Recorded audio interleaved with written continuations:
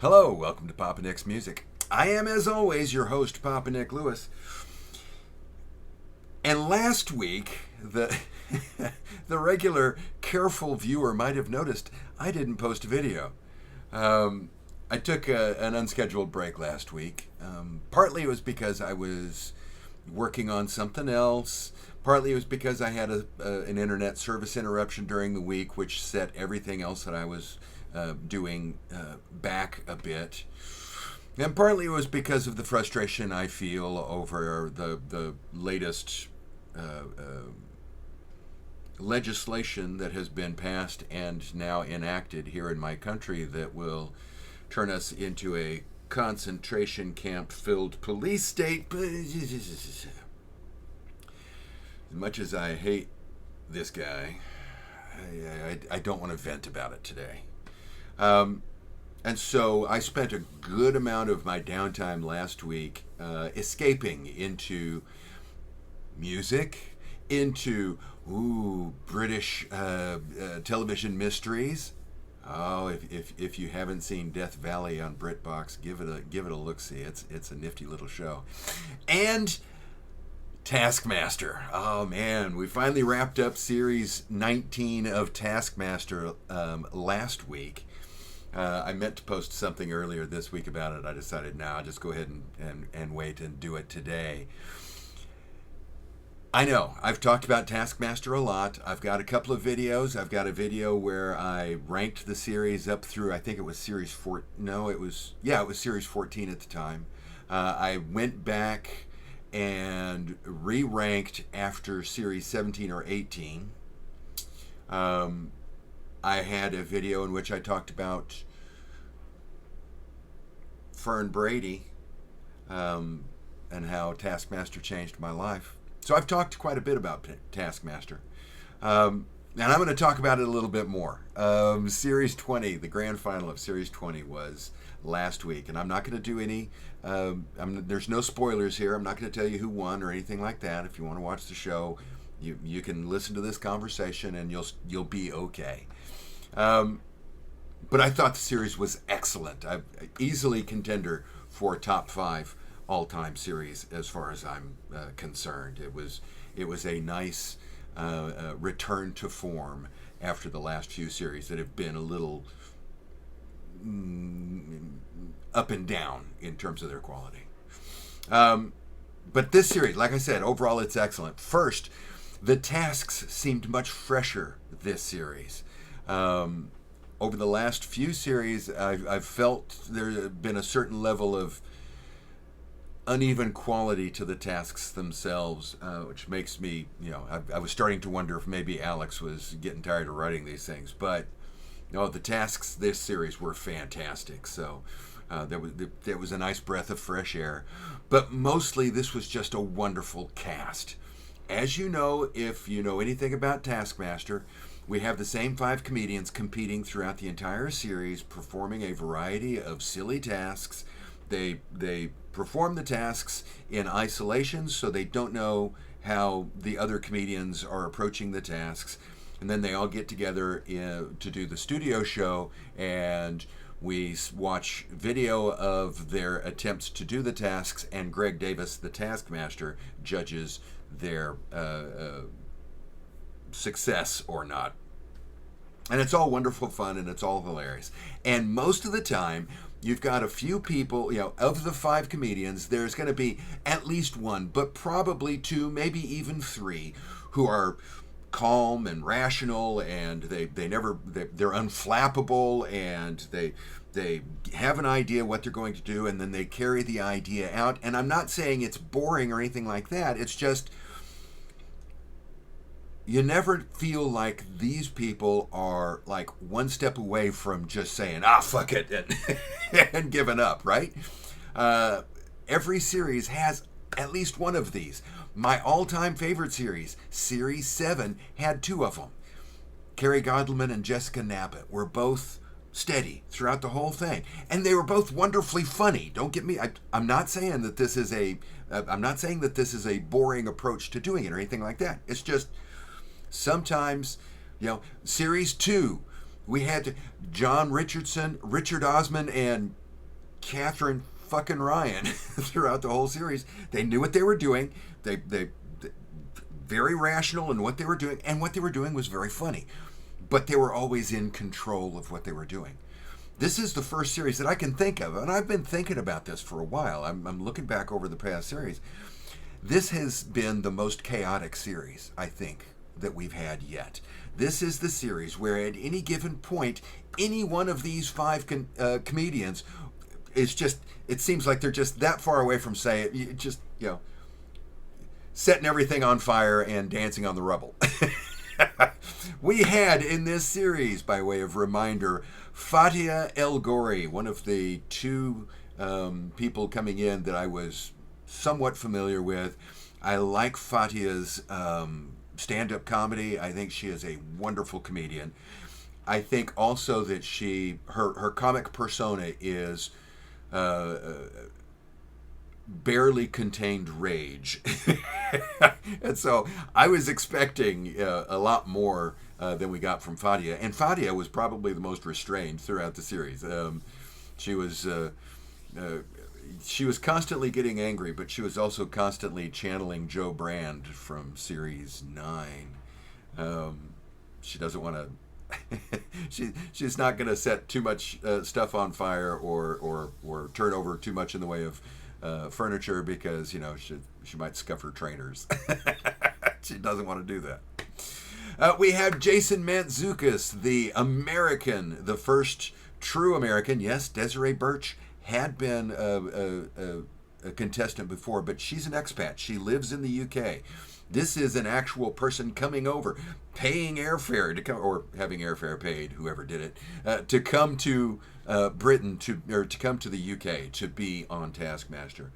One of the tasks, as he throws I think he threw a ball, a croquet mat. He threw something. He was trying to knock something over, and he threw something, and it hit one of the cameras. And he screamed at the top of his lungs, "I care nothing for your cameras." And that was pretty much Jason Mantzoukas throughout. He cared nothing for the cameras. He was trying to be a disruptive force as much as anything else. And oh my God. We had Matthew Bainton, our third contestant. Matthew Bainton I was roughly familiar with because I love the sitcom Ghosts. And he gave the energy of the lost little boy who is like this far from just bursting into tears because he can't find his mom. And was just, it looked like he was on the brink of full meltdown in every task. But in the studio segments, oh my God, was he on fire. This series reinforced something that I've always known about Taskmaster. Taskmaster is an improv comedy show, but it's usually improv comedy just in the tasks. And I lose track of the fact that the studio setting is also improv. They are working on yes and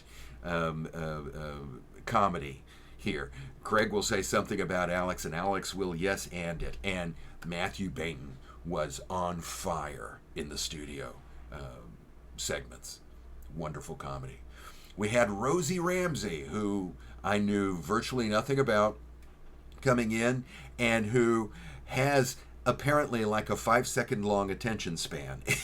If you're talking to her and what you say goes beyond 5 or 6 seconds, she just stops listening to you, and won't ask you to repeat it. It's like, okay, yeah, I've listened to as much as I care to listen to, and I'm now going to go do what I want to do, which meant that very often her tasks were almost but not quite there, because she gave the impression that she never fully understood what she was trying to do in any given task, which was wonderful, wonderfully funny to watch.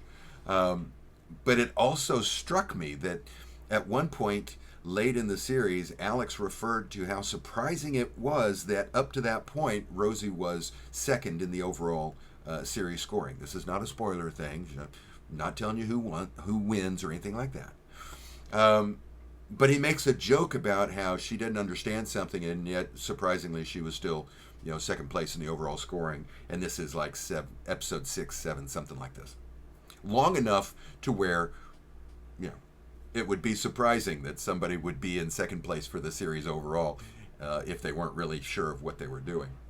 And thinking back on that this afternoon, I don't know that I've ever seen Alex do that. Every time that they rib somebody, that they mock somebody, that they're kidding with somebody because of their overall score, it's because they're at the bottom. Here we're talking the Nish Kumars, the Phil Wangs of the series, right? And the unofficial motto of series, what was it, series 5 that Nish Kumar was in was, and then there's Nish, because he's always at the bottom, right? So you expect that kind of attention to be directed toward the person who's bringing up the bottom. You don't expect him to lob that kind of barb at somebody who was doing pretty well in the series at that point. So that's interesting, and it was funny. And then finally we had Stevie Martin. Stevie Martin is all a combination, a bubbling mass of manic energy and crippling self-doubt. And it's always, it's a tug of war here. Which one is going to win? And of the 5, she was the one that over the course of the series I found myself rooting for the most. I was the most excited when she won her series, or when she won her episodes of the series. She and Jason were a team when they split up to do the group tasks, and they were the two that I was rooting for the most. So this was a good series, and I strongly recommend it. I'm also glad that they didn't waste time and they didn't jerk us around when it comes to announcing Series 20. The cast announcement of that came out. There's only one person that I'm super familiar with out of that group, and it is a person that I've been waiting for. I've been hoping that some series of Taskmaster would feature Maisie Adam, because I adore Maisie Adam. I think she is hilarious, and I'm really looking forward to her being on Series 20 of Taskmaster. If you like podcasts, check out the Maisie Adam episode of Off Menu, the podcast that Ed Gamble and James Acaster do about food. The Maisie Adam episode of that is hilarious. It's one of the funniest episodes out of their run, and they've done a couple hundred of those things now. Love Maisie Adam. I think she's a hoot, and I'm very excited about Series 20. Thinking it's going to be sometime this fall. Let's hope. Let's hope they don't leave us dangling for too long. So that's what I've been doing over the past week. I've been stressing over the shit show that my country has become by escaping into comedy, into music, and to British cozy mystery television series. Part of this is going to This is going to bear some fruit here, because I'm working on a new music series, Album of the Year. First installment will be next week when I cover the years 1965 to 1974. Oh, you're going to love it. And I'm thinking of revitalizing my long-abandoned Comedy Wednesday. I started doing Comedy Wednesday as a sporadic series quite some time ago, and I never was able to make it stick.